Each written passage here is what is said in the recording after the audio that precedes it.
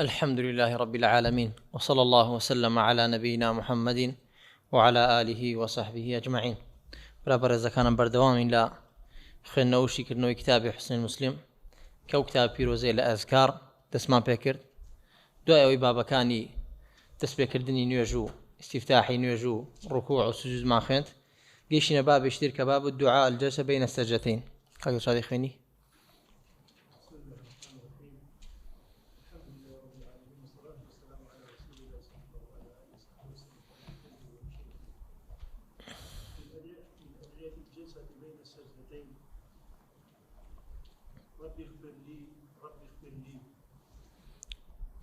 ذكرك الدعاء وش بخينا. اللهم اغفر لي وارحمني واهدني واجبرني وعافني وارزقني وارفعني. جزاك الله خيرا. لم بابيا الشيخ رحمتي خواي بردقاري ليبت باسي او دعانا من بوكات كلا بيني دو سجدة اخين ري كوم لك دعاء لدرسي رابر دا باس ما كرت كا انسان للسجدة ابويه بخينت لقل دعاي واجبك دعاي سجودا وكوم لك ذكر دعاي تريشيا ليلة شيخ بديت سر او دعاني كلا بيني دو سجدة كدا اخين ريت كيشك لو انا باسك كحديثي كما فرمي ربي اغفر لي ربي اغفر لي كم دعاء إنسان دعاء وإلى السجدية كم هل سايوا أم دعاء بخينت دو جاب يغنبري خو عليه الصلاة والسلام فرميتي ربي اغفر لي ربي اغفر لي معنى أم ذكرتيا معنى طلبي مغفرية داوا كردن لخواي پروردگار كخواي پروردگار لتاوانا كانت لكم مكورتي كانت خوش بيت أو تاواناني كلنا ونيوجا كدا كردو لنقصي نيوجا يا أو تاواني بشيوي عام كروتا بهمان شيء وطلبي مغفرة داوای ستر لپروردگار وات ای پروردگار هر تاوانکم کردووە لە بینی خۆم و خۆتدا پروردگار داوا لە تۆ دەکەم اغفر لي وات استره لي ای پروردگار تاوانەکەم بۆ داپۆشی چونکە بە ڕەحمی پروردگار نەبێت والله کەس لە ئێمە ڕووی نایەت بڕاتە دەرەوە و بڕاتە ناو خەڵکی چونکە هەر یەکێک لە ئێمە کۆمەڵێک تاوان و خراپەمان هەیە وەکو زانان فەرمیانە والله لو كان للذنوب رائحة ما جالسنا أحد ئەگەر بەهاتایە و تاوان و خراپە بۆنی هەبوایە یا ببینرایە کەس نە لەگەڵماندا دەنیشت نە کە سەلامی لێمان دەکرد بەڵام بە فەضڵی خوای پەروەردگارە کە تاوان نابینرێ و بۆنی نییە بۆی ئینسانیش داوا لە خوای پەروەردگار دەکات کە بۆی بپۆشێت و هەر یەکێک لە ئێمە کاتێک لەناو خەڵکا سیر دەکەین خۆشەویستین بەڕێزین خەڵک ڕێز و احترامێکمان لێ دەگرێ والله بەهۆی چاکی خۆمانەوە نییە بەڵکو بەهۆی جوانی ستری پەروەردگارە لەسەرمان کە پەروەردگار دایپۆشیوین وعیبەکانی شاردوینەتەوە لە چاوی خەڵک بۆیە جوان دەرکەوتین و خەڵکیش ڕێزمان لێ دەگرێ بۆیە سنەتە ئینسان ئەم دوعا بخوێنێ لە بینی سوزەکانە کە بڵێ اللهم اغفر لي یان ربی اغفر لي ئەی پەروەردگار لە تاوانەکانم خۆش بە وەلەو کەم و کورتیانەی کە کردومە لە عیبادەکانم خۆش بە و داواشت لێ یەکەم ئەی پەروەردگار عیبەکانم بۆ داپۆشە و لە چاوی خەڵکی بزریان کە و پاشان دێتە سەر زیکری دووەمە فەرمێت اللهم اغفر لي پێشەوەی باسی ئەو زیکرەشکین دانیشتن لە بین دوو سوزدەکە یعنی کە چەند پێویستە پێغەمبەری خوا عەلەیهی سەڵات وسەلام بە ئەندازەی ئەوە هەڵدەسایە و ڕادەوەستا لە هەندێک ڕیوایەت هاتوو بە ئەندازەی ڕوکوعەکەی کە چەند لە ڕوکوع دەبوو ئەوەندەش لە بینی دوو سوزدەکە پێغەمبەری خوا عەلەیهی سەڵات وسەلام دادەنێت وەکو فەرموویەتی ثم قم حتى تطمئن قائما أو بۆ سوزدەکە حتى تطمئن جالسا فەرمووی کاتێک لە سوجدا سەرت بەرز کردەوە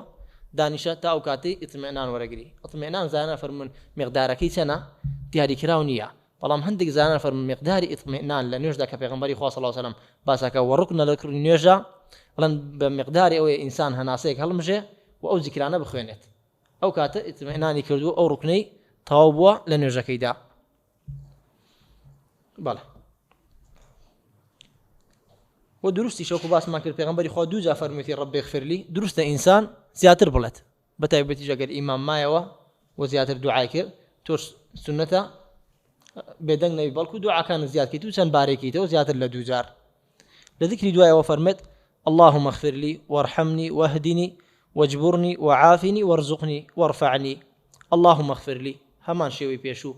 ربی اغفر لي ئەوەی کە بڵێ پەروەردگار لە گوناحەکانم خۆش بە وعیب و تاوانەکانم داپۆشە و لە کەم تەرخەمەکانیشم ببوورە کە کردومە لناو نوێژدا یا لە دەرەوەی نوێژدا. وەرحەمنی و داوای ڕەحمەتی پەروەردیگار بکەی کە پەروەردیگار ڕەحمت پێ بکات بە فەضڵی خۆی بە ڕەحمەتی خۆی نە بە کردەوەکانی خۆمان. واتە داواکردنی ڕەحمەتی پەروەردیگار لێرەدا هەم ڕەحمت پێ بکات بۆی ئەو کردەوەی ئەیکەی کە لەناو نوێژدایت و نوێژەکەت لێ قبوڵ بکات بە ڕەحمەتی خۆی و بە ڕەحمەتی خۆی لەگەڵت بکات لە هەموو کردەوەکانی تر نەک بە عەدلی خۆی. باشە نەفەرمێ وەهدینی داوای هیدایەت بکەی کە خوای پەروەردگار هیدایەتت بدا بۆ سەر ڕێگەی ڕاست و تەوفیقت بدا بۆ کردەوەی چاک. چونکە هیدایەت وەهدینی ئەی وفقنی لعمل صالح وطريق مستقيم. أي خواهي پەروەردگار داوا لێ دەکەم کە هیدایەتمان بدەی بۆ ڕێگەیەکی ڕاست کە ڕاستە شەقامەکەی ئیسلامە و سنەتەکانی پێغەمبەری خوایە عەلەیهی سەڵات وەسەلام. پاشان داوای تەوفیق لە خوای پەروەردگار بکەی ئەوەی کە یارمەتیت دا کە کردەوەی صالح بکەی. کردەوەی صالحش ئەوەی کە بە ئیخلاسی ئینسان کردەوەکانی بۆ خوای پەروەردگار بکات. پاشان فەرمی وەجبورنی واتە ئەی پەروەردگار پێداویستەکانم پڕکەیتەوە بێ پێویستم کەی لە غەیری خۆت وەغنینی بە هەمان شێومان ناکەی دەوڵەمەندم کەی. پێغەمبەری خوا فەرموویەتی اللهم اغنني بفضلك عمن سواك. ئەی پەروەردگارە داوا لە تۆ دەکەم بە فەضڵ و ڕەحمەتی خۆت بە چاکەی خۆت بێ پێویستم کە لە غەیری خۆت لە عیبادەکانی خۆت. بۆیە وەجبورنی بۆ مانایە دێ ئەی پەروەردگار پێویستەکانم پڕکەیتەوە نەقص و کەلێنەکانی ژیانم پڕکەیتەوە و دەوڵەمەند و بێ پێویستم کەی لە غەیری خۆت. پاشان فەرمووی وعافینی داوای پاراستن بکەی ئەی پەروەردگار بمپارێزی لە دنیا و لە دوا ڕۆژ و لە دین و لە ژینم لە دینەکەت بۆی خوای پەروەردگار دینەکەت بۆ بپارێزێت لە شوبها و بپارێزێت لە کوفر و شرک والعیاذ بالله و بپارێزێت لە ڕدا و لە هەر هۆکارێک زیان بە دینەکە دەگەێنێت. بە هەمان شێوە ولا قیامەتیش بۆ بپارێزێت بۆی کە بپارێزێت لە هەر هۆکارێک بەرەو ئاگری جەهەنەمە دبا و دین و ژیانیشت بۆ پارێزێ کە کاتێک دەڵێ وعافینی دوعایەکی کاملە کە خوای پەروەردگار بتپارێزێ لە دینت لە ژیانت لە سەرۆت و سامانت لە ماڵت لە مناڵت لە مەساڵحت لە ئیش و کارت و داوای معافات و پارێزی لە خوای پەروەردگارەکەی کە خوای پەروەردگار بتپارێزێت لە ڕووی دینەوە لە ڕووی دنیاوە و لە ڕووی لاشەوە و لە ڕووی دڵیشەوە. لاشت پارێزێت لە نەخۆشی لە بەڵا لە موسیبەت بە هەمان شێوە دڵشت پارێزێت لە نەخۆشی شوبهات لە شەهەوات لە هەوا و نەفس لە حەز و ئارەزوەکان. پاشان فەرمووی وەرزوقنی داوا لە خوای پەروەردگار بکەی کە ڕزقت بدا کە ڕزقش مەبەست پێی ڕزقێکی حەڵاڵە ئەو ڕزقەیە کە ئینسان سوودی پێ بگەێنێت بۆ دنیا و بۆ ژیانی. چونکە زۆر کەسێک هەیە خوای پەروەردگار ڕزقی پێ بەخشیون واتە دەوڵەمەندی کردوون و خاوەن سەرۆت و سامانێکی زۆرن بەڵام بەو دەوڵەمەندیە بەو ڕزق و سەرۆت و سامانە بەو پارە و سامانی کە هەیەە بۆتە بەڵا بەسەریانەوە. بۆیە ئینسان کاتێک داوای ڕزقەکە لە پەروەردگار داوای ڕزقێکی حەڵاڵەکات و ڕزقێک سوودی پێ بگەێنێت. چونکە ها فەرمویانە ما قل وكفى خير مما كثر وألهى. ئەگەر ڕزقێکی پەروەردگار کەم بێت و حەڵاڵ بێت بێ پێویستت کا و ماڵ و مناڵت بێ پێویست کا لە دەستپانکردنەوە و لە برسێتی و چاوبڕینە دەستی خەڵکی خير مما كثر وألهى زۆر بۆ تۆ باشترە واللهی بۆ دنیات بۆ قیامەتت لە ڕزقێکی زۆر لە سەرۆت و سامانێکی زۆر کە پێت بەخشێ بەڵام حەرامی تێبێ یاگە حەڵاڵیش بێ و ئەلها یعنی وان لێ بکە بێ ئاگات کا لە دینی پەروەردگار بێ ئاگات کا لە عیبادەت بێ ئاگات کا لە مزگەوت. ئەو کاتە ڕزقەکە و ئەو سەرۆت و سامانی پێتە بەخشێ لە بری ئەوەی نیعمەت بێ بۆ تۆ نیقمەتە. چونکە ڕزقێک پارەیەک سامانێک بۆ هۆکارێک لە دینی خوای پەروەردگار ساردت کاتەوە دوورت کاتەوە ڕێگەی مزگەوتت لێ بزر کات یا تووشی بوغڕاییت کا و کیبر لە دڵت دروست بێ بۆی کە تۆ لە خەڵکی دەوڵەمەندتری لە خەڵکی هەبوونتری واللهی ئەو ڕزقە نەبێ باشترە. بۆیە ئینسان کاتێک داوای ڕزقەکە لێ وەرزوقنی مەبەست پێی ڕزقی حەڵاڵە و ئەو ڕزقەیە سوودت پێگەێنێت. وەگەر بێت و ڕزق لای عەبدی صالح بێت فعلا سوودی پێگەێنێت. وەک پێغەمبەری خوا فەرمێتی نعم المال الصالح عند رجل الصالح. باشترین ماڵ ئەو ماڵی لای کەسێکی چاک بێ و لای کەسێکی بۆ خوا سڵحا و پیا و باش بێ کە خێر و سەدەقەی دێ بکات و مەسرەفی ماڵ و مناڵەکەشی بە جوانی بکات. پاشان فەرمووی وەرفەعنی ئەی پەروەردگار بەرزم بکەیتەوە بەرزکردنەوەیەک لە دنیا و لە قیامەت بەرزکردنەوەش معلومە بە ئیمانی ساڵح هەبێ، بە ئیمانیشی سەلامەتە بێت و بەکردەوەی چاکە بێت. و لە ناو هەمووشیان لە پێشتر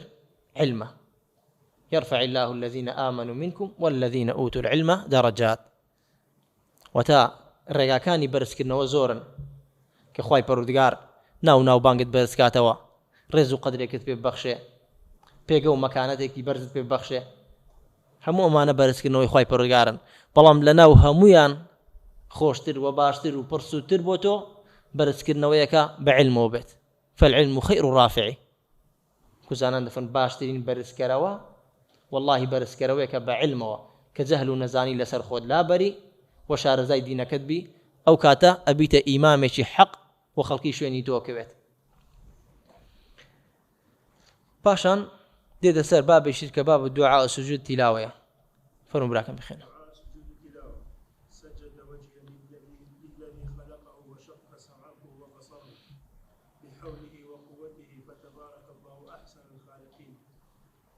اللهم اكتب لي بها عندك أجرا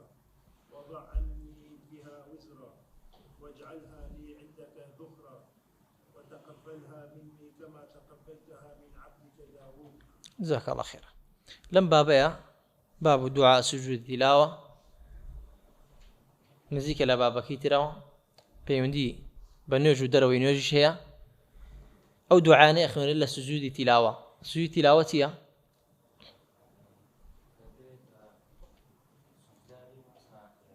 لكاتي خوندني قرآن قيت شو قيت آياتي سجدة أو كاتا سوجي تلاوة بك جماري سجدة كان لقرآني في روزة زانا نفر من بانزيا أقر بيتو سورة حج هرشو حساب كين بالي وبيجو يبسينا سر حديثة كان دروس لبابي سوجي تلاوة دروس إنسان سجدة بريت بي أويكا دزنوجي هبت يا بي أويكا رولا قبلة بيت يا بي أويكا ستري عوري كردبت واستقبالي قبلي كردبت وتمرز نية أو مرزانيكا بو سجودي ناو نيوش هيا بلين بو سجودي تلاوش بيويستا نخير سجودي تلاوة راي راجع عويا كا بيويسبا ستري عورو استقبالي قبلو وطهارته وضوء ناكات بلام سنتا أجر إنسان أوانشي لقلابت أو لا ترى بلام أجر نبو ما نعني أبويك سجدة بري درست سجدة بري حتى أجر دازنوجش نبي حتى أجر رولا قيلوج نبي حتى أجر كاملي عورتي جدانا بوشابك عورتي بياوتمان لبيني توكو ناوكا يعني مرزنيا كاملي مرزكاني نيوج تدا هاتبتجي أو كاتب لي سجدة بم بلكو درستا دين سر ذكرك كافرمت سجد وجهي للذي خلقه وشق سمعه وبصره بحوله وقوته فتبارك الله أحسن الخالقين. كسنة إنسان لكاتي سجودي تلاوة أم ذكر بخوينت بهمان شيء وأجر كسي ذكري لبرنبيت ويا لبابي درسي درستا أو ذكريك لسجود احتياجية خين ره سبحان ربك الأعلى هر أول شيء لسجود تلاوة بخين ره توا بلا ما قربيتو إنسان أم ذكرنا لبركات أو لبابي أو لو سنة كاتي فرمسج وجهي الذي خلقه وتا ناو تواني من سجدي بربو أو پروردگاري خلقه كدرسي كردوا وشق سمعه وبصره بهمان شيء هستكاني ببخشيوا كهستي بينينو هستي بسنة هستي بينين لتاو وهستي بسن لجوية كان وشق سمعه وبصره وتا أو پروردگاري كهستي ببخشيوا بم أندامانا كدولا قرينتريني أنداما كان بحوله وقوته فرمت كامش بويستو إرادي خوي كأمدو أندامي تايبت كردو بو بيستن وبو بينين ووايلة كردون هست بكن وام هستانيان تيدا هبت بله دعاء أوا فرمت لذكركي دعاء أوا طاوي آياتك فرمي فتبارك الله أحسن الخالقين كپروردگار إشمان باشترين بديهنر ودروسكرا هر خويتي سبحانه وتعالى باشا فرمت اللهم اكتب لي بها عندك أجرا أي پروردگار بم سجدي كبردم بوتو پاداشتم بو بنوسي اكتب لي بها عندك أجرا وتا اثبت أي خواهي پروردگار بهوي أمي كا سجدم بوتو برد پاداشتم بو بنوسي وضع عني بها وزرا أي پروردگار بم سجد بردنم بوتو تاوانا كانم لسر لا بري ورشكيتوا واجعلها لي عندك ذخرا وديسان داوابكي أي پروردگار أم سجدين بوبك ذخر واتا ذخيرة كنزك أي پروردگار بومك كنز وذخيرتك لا يخوت كلا قيامة بيب قاموا أقر سيركين برز كانم تسألتاي حيث فرمي اللهم اكتب لي بها عندك أجرا أي خواي پروردگار بهوي أم سجدين وپاداشتم بو بنوسي پاشان فرموي واجعلها لي عندك ذخرا أي پروردگار أم ذكري كردم سرتا فرمي أجرم بو بنوسي پاشان فرموي بكي دا كنزك بوم ذخيريك بوم هالي جري بي باريزي زاننا فرق لبين أم دوانتيا زورك لأما ذكركين ذكري خواي پروردگاركين بلان بهوي تاوانا وبهوي خرابوا بهوي ظلم مستموا بهوي قسوتن بخلقي بهوي نقرتني زمانا وبهوي نقرتني تاوا بشيشي زور لو كردوا ساكاني أيكين أروا بو خلقي بشيشي زور أروا بو خلقي ها پیغمبری خو علیه الصلاه والسلام باسی مفلسی کړو فرمی مفلس اونی لروجی قیامت دا کوکو ای وسیله کنه وی مالو سامینه بلکو مفلسی راسقینه وی لقیامت مفلسه کده بو قصیبه خلقی وتوا ظلم مستمی کړو خوینی خلقی رشتوا کړو ساکانی ک کړو دی لجیانی دنیا همي بو خلقی روات هر کس دێتو بە ئەندازەی ئەو زوڵ مستەمەی لێت کردەوەی چاکتەبە تا هیچ کردەوە نامێنێت پاشان خراپەی خەڵکی بۆ دەدوێتی ئاگری دۆزەخەوە. جا وجهی مناسبە لە بینی ئەم حەدیثەیە وجعلها لي عندك ذخرة وتأي پروردگار أو ذكري كردم بومي بنوسي لاي خوت ولقل أوش دا بومي ببارزي وسلامتي كي واتوايلي نكي بهوي تاوان وخراب كان موا ما يبوز درس مبدس بطالب قرم ولايتو بلكو پروردگار داوالي دكم أو ذكري كردم بومي بنوسي لاي خوت وبي بارزي وخلي جري تاوان وخراب كان نبته كارك رش بيتوا يا بو خيري خوم برو على قيامة دا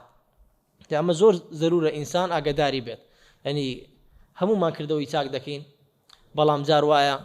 بەبێ ئاگایی یا بە ئیهمالی یا بە گوێنەدان بە تاوان و خراپە بەگرتنی زمان بەگرتنی چاوەکان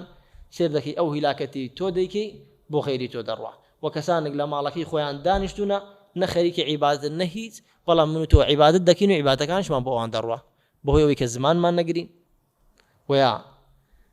ظلم مستەم بکەین ویا غەدرێک بکەین ویا تاوانێک بکەین و حەقی خەڵکی بخۆین.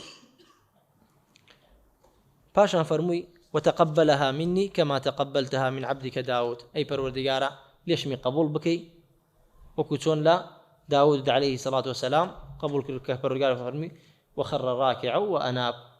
كاتك يشبه ماشي وسجدي بر وپروردگار لي قبول كرد إنسان داواك كاتك سجدي بر أي خواي پروردگار أم سجديم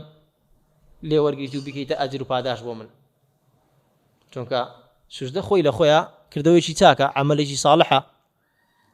عملی صالح ئینسان ڕجای ئەوەکە کە خوای پەروەردگار باجر بۆی حیساب بکە و هەر کردەوەی چاک خۆی تاوان ڕەشەکاتەوە إن الحسنات يذهبن السيئات بۆیە بەو سوزدێ داواکەی ئەی پەروەردگار وضع عني بها وزرا ئەی پەروەردگار بەهۆی ئەم سوزدێەوە تاوانەکانم ڕۆژکەیتەوە چونکە إن الحسنات يذهبن السيئات پاشان داواکەی ئەی پەروەردگار بیپارێزە خراپەکانی خۆم نەبێتە هۆکارێک بۆی مایەپووز دەرچمەوە. پاشان دێتە سەر بابێکی کە بابی تەشەهودە بخوێنە براک. التحيات لله والصلوات والطيبات السلام عليك أيها النبي ورحمة الله وبركاته السلام علينا وعلى عباد الله الصالحين أشهد أن لا إله إلا الله وأشهد أن محمدا عبده ورسوله. جزاك الله خير. هذا سەر بابێکی کە بابی تەشەهودە واتای من پێڵین شاهدومان یان تەشەهود بردن لە کۆتایی نوێژ یا لە دوورکاتی یەکەم کە تەحیات دەخوێنی کە تیژا دەفەرمووی التحيات لله التحيات واتای چی دێت التحيات معنای سەلام دێت معنای مولک دێت معنای عەظەمەت دێت و هەموو معنایەکی جوان لە خۆی دەگرێتەوە کە تایبەت بێ بە خوای پەروەردگار جميع الأوصاف الجميلة همو أوصافي جوان برزو بيروز وشايستا بپروردگار ما جل في علا وهمو جوريشي تعظيم وبقورة دانان هر شايستي پروردگارا كتواني بنسي التحيات جميع أنواع التعظيم لله سبحانه وتعالى. باشا فرمي التحيات لله والصلوات بو معنى ديت كأمن يجي إيكين صلوات واتە نوێژەکانمان بۆ خوای پەروەردگار و بمانای دوعا دێت بمانای ذکر دێت کە ئەم ذکری ئەیکەین و ئەم دوعانێکین مانای هەموو عیبادەکانیش دێت وتجميع الأنواع العبادة لله سبحانه وتعالى التحيات لله هم وصفي جوان وتعظيم بقور دانانك شايستي پروردگار مانا والصلوات هم نوێژەکان وتكرا عبادەکان مان بذكر دعاء كانوا ديسان تنيا شايستي پروردگارا والطيبات ديسان هر دواتاك لخوي يقري خوي پروردگار لنفسي خوي دا طيبة لناويا لصفاتيا لأقواليا لأفعاليا هم ناويشي جوان صفتيشي جوان أقوال وأفعاليشي جوان طيب وشايستي پروردگارا وبواتي دوم لروي أفعال عبادي شوديت الطيبات واتا همو قوليشي جوان وتوشيشي برزو بيروز جوان شايستي پروردگارا همو عملشي صالح كبتو عبد بيكات ديسان شايستي پروردگارا چونك خوي پروردگار خوي إن الله طيب لا يقبل إلا طيبة خاليكم كدرباري خوي لناوي صفاتي أفعالي أقوالي طيبة وكبيغمري خوف إن الله طيب ولا يقبل إلا طيبة أمام من أفعال العباد هرشتكيش باق نبت وتال بإخلاصية ونكرابت ولا سرس نبت خوي پروردگار وريناقرت إليه يصعد الكلم الطيب والعمل الصالح يرفعه هرتي وشوتي جوانا كردوي باشا ولا پروردگار برز دبيتوا فالتحيات لله هم جورێکی بە گەورەداران شایستەی پەروەردگارمانە نوێژەکانمان و تێکرای عیباد دوعاکانمان والطيبات هەموو وەصفێکی جوان شایستەی لایقی پەروەردگارە جل في علا پاشان فەرمووی السلام عليك أيها النبي ورحمة الله وبركاته السلام ناوێکە لە ناوەکانی خوای پەروەردگار کە پەروەردگارمان نشێک لە ناوەکانی السلام واتە چی واتە پاک و بێگەرد لە هەموو عیبێک لە هەموو نەقستانیەک لە هەموو خەلەلێک والهمو عجز بيتوانايك السلام عليك أيها النبي وك أوي بلين أو پروردگارا كا شايستي أمنا وبيروز جوانيا وبارزرا وبدور لهمو عيبك عليك أيها النبي واتا أو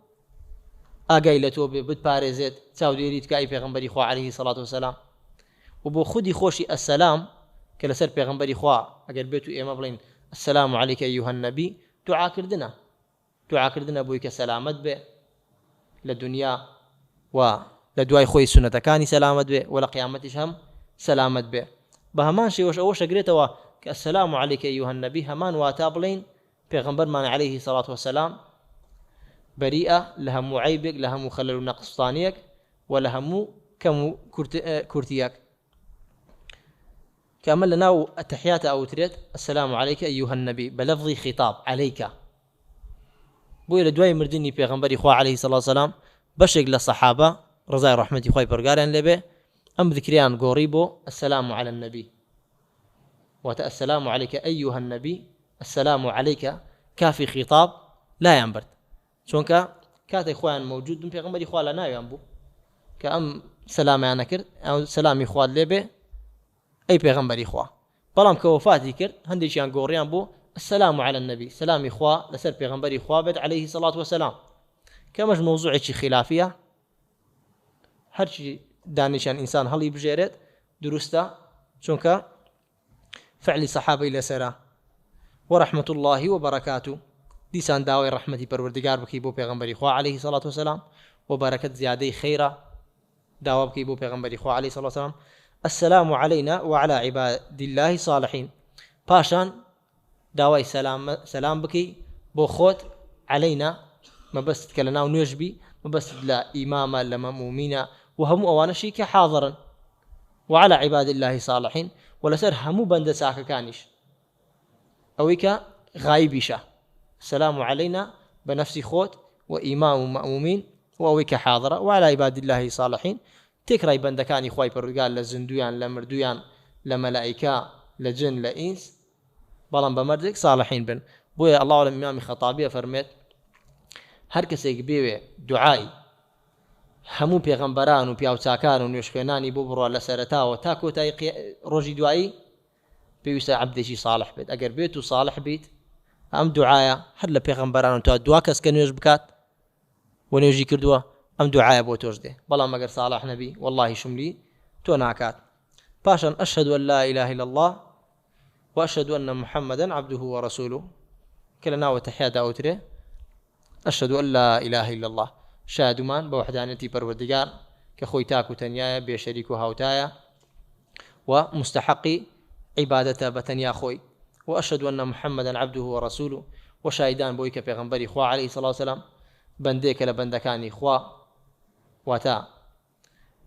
ربنيا بلكو بنديا ونێرداوی پەروەردگارە و ڕسالەیەک و پەیامێکی لە پەروەردگارەوە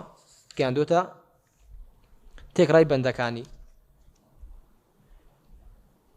پاشان دوا ذکر کە سەڵاواتە ئەوەش بخوێنە بە ئەوەش تاوەکەین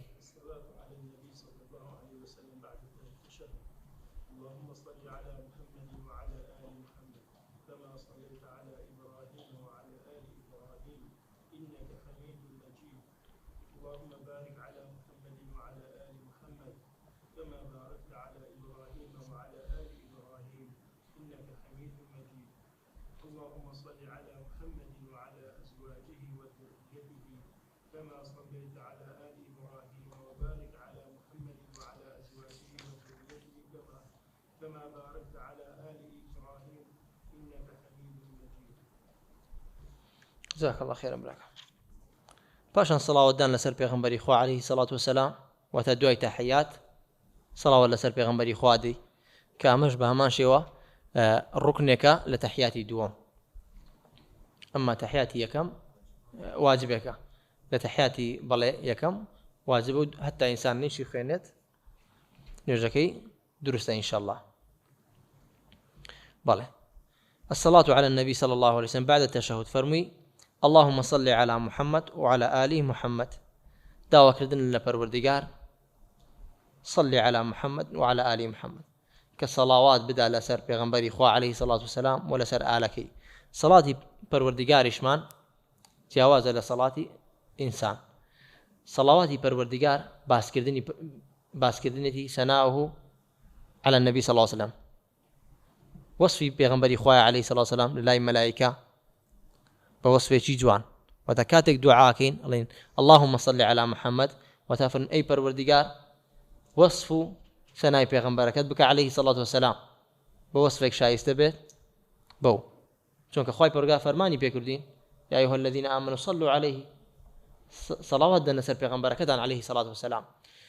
يعني زانان فوق أوي كبلي أي پروردگار إما هرسن وصفي أم پیغمبر بكين عليه الصلاة والسلام باسي فضل تاكاني بكين بسر أمتك يوا إما ناتوين حقي بدين اللهم صل عليه أي پروردگار تو خود وصف ثناي بكي أهم أناكي كاتك پروردگار داوال إما كصلوات بدين إما اللهم صل على محمد أي پروردگارا خود وصف ثناي بكي وصف ثنايك شايستي بخوي به چونك إما سن وصف بكين وباسي فضل ورزي بكين بسر مانوا حقي نادين بو وصف پروردگار باس كردن تلاي ملائكة ووصف پروردگار وصلاتي پروردگار بو سر پیغمبري خوا عليه الصلاة والسلام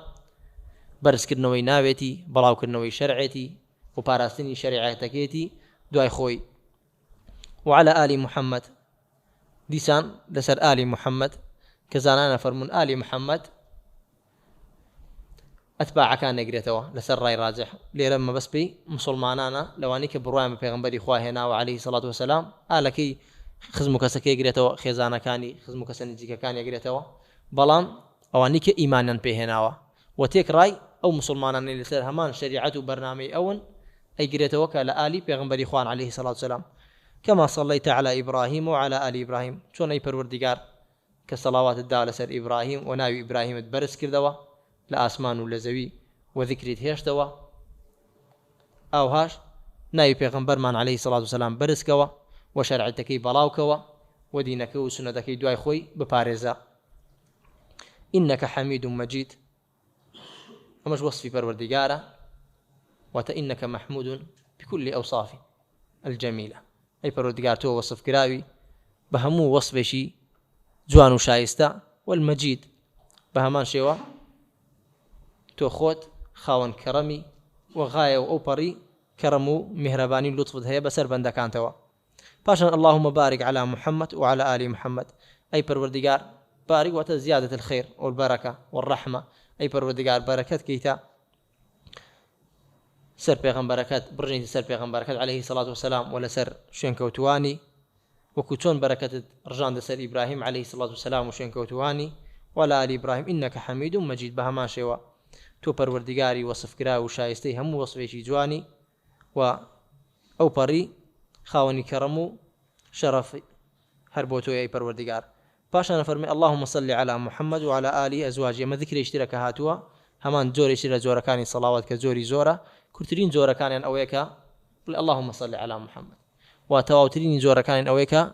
لتحيات هاتوا ويكم بك خير ما صلواتي إبراهيم في أوتره بلام هر صلواتي لوانا بهن ره درسته بلام أو درسني بلاي اللهم خويا هزار صلاة ولا پیغمبر أو صلوات دانية صلوات أويك خود دعاء اللهم صل على محمد أي پروردگار صلوات لسر پیغمبري خوا أجر وادو إنجا كان جمارك دياركي أو يعني مجالتي ودرسته بلام صلوات نديتو بلاي خويا هزار صلاة لسر پیغمبر بدا أما صلوات نية سيغكيدهم أفرمت اللهم صل على محمد وعلى أزواجه وذريته أي پروردگار صلواتي خوت وتوصفي پیغمبركات وناوي پیغمبركات برزكوا وشريعتك بو خلقي بباريزا ولا سر صلواتي خود لسر أزواجه وذريته وخزانكاني ونوكاني بدا